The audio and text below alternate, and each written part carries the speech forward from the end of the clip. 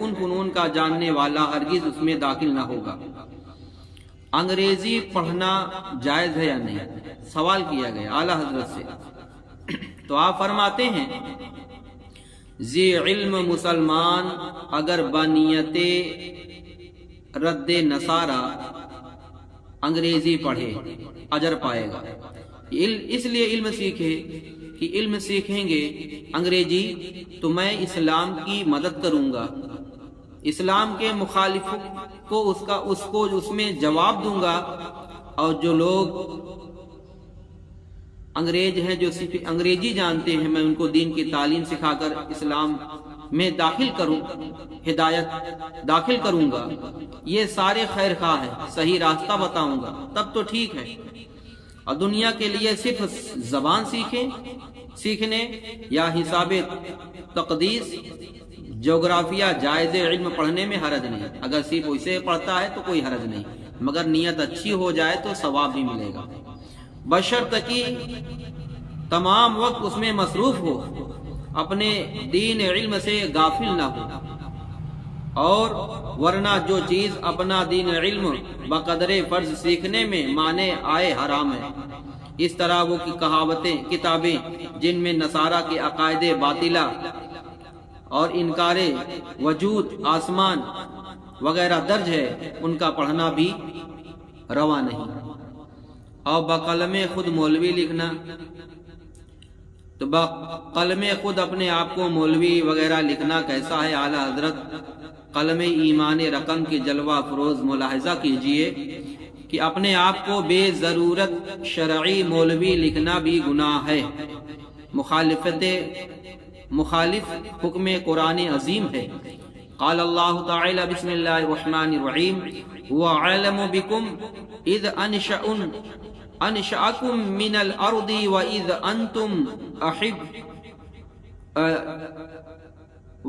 أَنْتُمْ أَجِنَّةٌ فِي بُطُونِ أُمَّهَاتِكُمْ، اور اللہ تمہیں خوب جانتا ہے جب اس نے تمہیں زمین سے اٹھان دی، اور جب تم اپنی ماؤں کے پیٹ میں چھپے تھے تو اپنی جانوں کو آپ اچھا نہ کہو، خوب جانتا ہے جو پرہیزگار ہے۔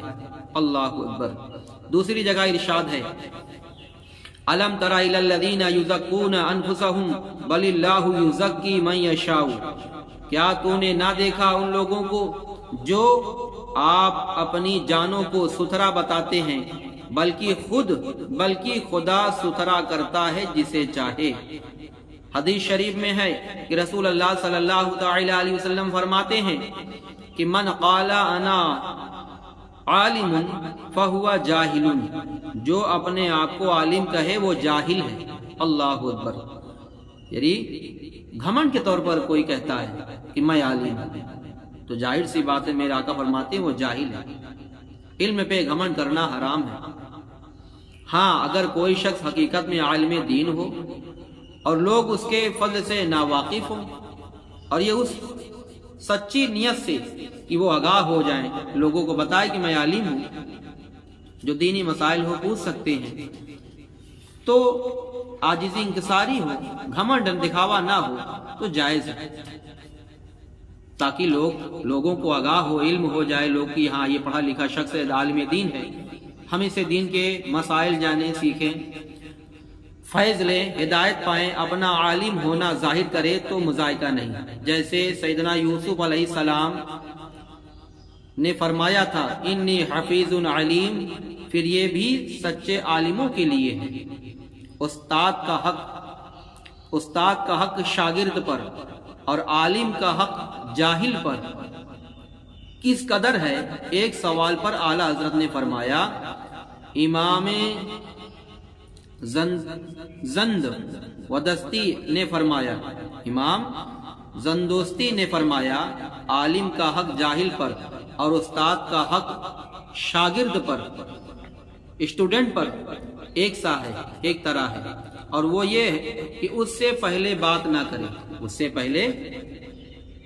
کرے، اس کے بیٹھنے کی جگہ اس کی غیبت غائبانہ میں بھی نہ بیٹھے، یعنی استاد جس جگہ بیٹھتا ہے ادب یہ ہے کہ اس جگہ پہ نہ بیٹھے، اس کے استاد کی غیبت نہ کرے، اور چلنے میں اس سے آگے نہ چلے، استاد کے آگے آگے نہ چلے۔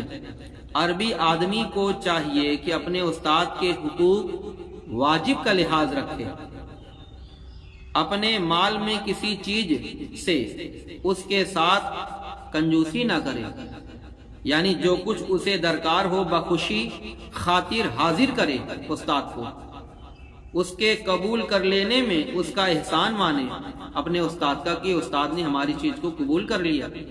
عالم دین کی فضیلت یہ ہے جو دینی عالم ہے، اور اپنے اور غیر استاد ہے، غیر یعنی عالم دین استاد نہیں، دوسرا استاد ہے تو اس کا بھی احترام ہے، مگر دین کا عالم ہو آپ کا استاد ہو تو اور زیادہ احترام۔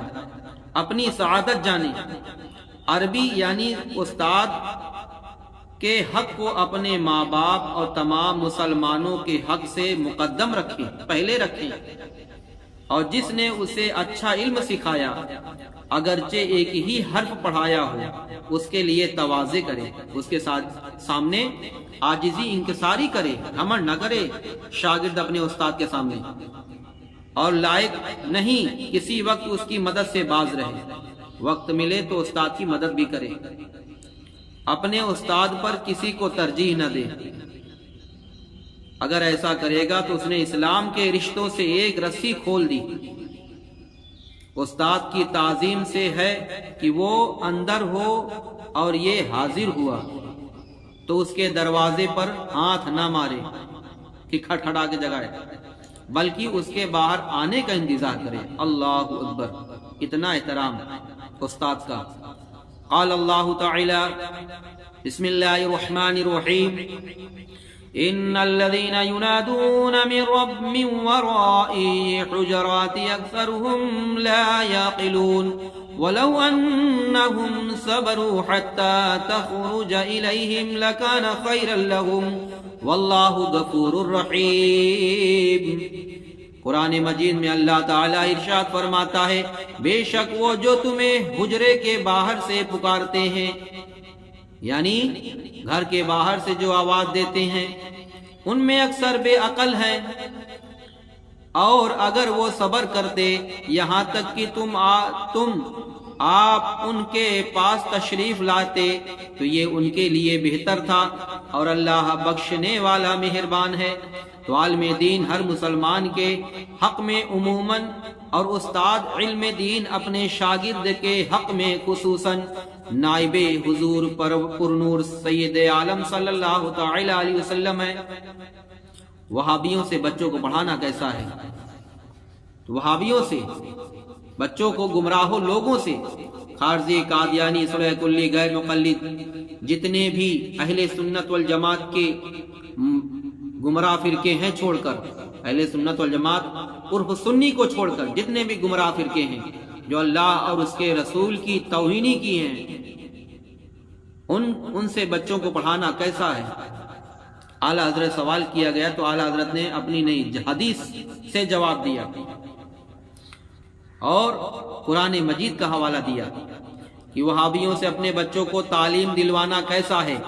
اعلیٰ حضرت کی بارگاہ سے سوال جواب طلب کیا گیا تو آپ نے فرمایا، جواب دیتے ہوئے نظر آئیں گے کہ وہابیوں کے پاس اپنے لڑکوں کو پڑھانا حرام حرام حرام ہے، اور جیسا کہ بدخواہ اطفال، بچے کا برا چاہنا، یعنی بچے کو اس کے پاس بھیجنا جو گستاخ رسول ہو، تو یہ بچے کے بارے میں برا سوچ رہے ہیں، آثام گناہ ہے۔ قال اللہ تعالی بسم اللہ الرحمن الرحیم یا ایھا الذین آمنوا قوا انفسکم واہلکم نارا۔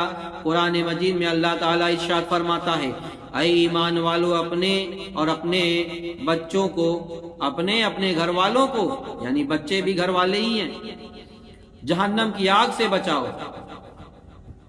اور دوسری بات حدیث پاک میں، یہ تو قرآن کی آیت ہو گئی، حدیث پاک میں اللہ کے رسول نے فرمایا، علم حاصل کرنے سے پہلے یہ دیکھ لو کہ کہاں سے ہم علم حاصل کر رہے ہیں، کہاں سے ہم علم حاصل کر رہے ہیں۔ تو عالم اور حافظ کی فضیلت آج کل لوگ علوم دینیہ سے اپنے غفلت لاپرواہی کا ثبوت اس طرح دے رہے ہیں کہ بچے نے ابھی ٹھکانے سے ہوش بھی نہیں سنبھالا کہ اسے خالص انگریزی اسکول میں داخل کروا دیا جاتا ہے۔ نہیں، دینی پڑھاؤ، دنیاوی پڑھاؤ، خوب پڑھاؤ، اپنے بچے کو کسی کا محتاج نہ بناؤ۔ ہاں، اس کے ماں باپ کو قیامت دن ایسا تاج پہنایا جائے گا جو حافظ اور عالم ہوگا، جس سے مشرق اور مغرب تک روشن ہو جائیں گے۔ اللہ اکبر۔ اور شہید اور 50 شخصوں کی، حاجی 70 کی، اور علماء بے گنتی لوگوں کی شفاعت کریں گے، بخشوائیں گے اللہ سے۔ کوئی کہے گا میں نے وضو کے لیے پانی دیا تھا، آپ اکیلے جنت میں جا رہے ہیں، لہذا ہمیں بھی اس کا بدلہ چاہیے۔ تو کہے گا میں نے فلاں کام کر دیا تھا، لوگوں کا حساب ہوتا جائے گا اور وہ جنت کو بھیجے جائیں گے۔ علماء کا حساب کب کا ہو چکا ہوگا اور وہ روکے جائیں گے۔ عرض کریں گے الہی، جو لوگ چلے جا رہے ہیں ہم کیوں روکے گئے ہیں؟ فرمایا جائے گا تم آج میرے نزدیک فرشتوں کے مانند ہو، شفاعت کرو گے، تمہاری شفاعت سے لوگ بخشے جائیں گے۔ ہر سنی عالم سے فرمایا جائے گا اپنے شاگردوں کی شفاعت کر، اگرچہ آسمان کے ستاروں کے برابر ہوں۔ اللہ اکبر۔ پھر موقع ملا انشاءاللہ تو اسلامیات، ذکر و تلاوت پر اجرت کتنی، یعنی اجر کتنا ہے، ثواب کتنا ہے، اور سودی رہن کا کاغذ لکھنا، اور ہنوز کے میلوں میں تجارت کے لیے جانا، بد مذہبوں کے ساتھ برتاؤ، بد مذہبوں سے شادی بیاہ، میلاد، ہنود مکہ تعاون، اور قبر پہ اذان۔ انشاءاللہ پھر کبھی اس کا جواب دیا جائے گا۔ اللہ دعا گو ہے کہ ہم سبھی کو علم دین حاصل کرنے، اس پر عمل کرنے اور کرانے کی توفیق عطا فرمائے۔ وآخر دعوانا الحمدللہ رب العالمین۔ السلام علیکم رحمۃ اللہ وبرکاتہ۔